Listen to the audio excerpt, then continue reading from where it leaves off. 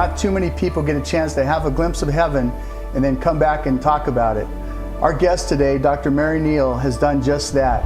I sort of hoped that there was life after death. I can't say I really spent much time thinking about it. How long were you actually under the water? It was about 30 minutes. I asked that God's will be done. Beautiful path toward this great dome structure. I was told that it wasn't my time, that I had more work to do, and that I had to go back to my body. I'm not going back. I'm here. You can't make me. But of course, they can make you.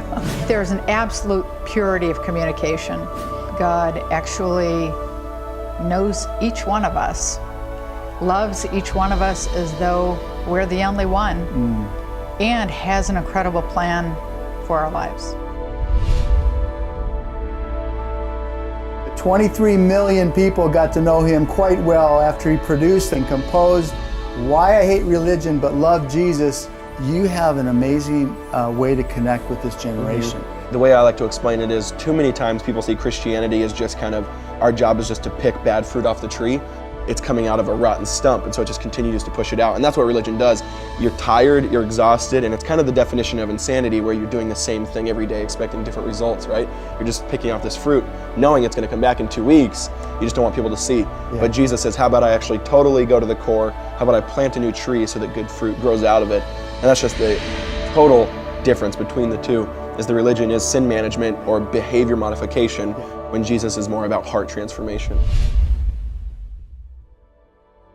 At a very, very young age, I was molested by my father for as long as I can remember. I can't really remember it ever starting, meaning I can't remember it ever not happening. There was an added component of group incest. I never had a dad that was trying to help me succeed.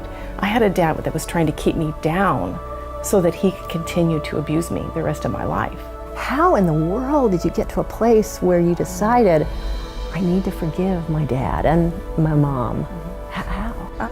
If you have a thief break in your house and he destroys everything in your house, and then you come back, you can't wait for the thief to come back to put your house in order. IBM co-organized and co-planned the Holocaust, and who was the one man who made that happen?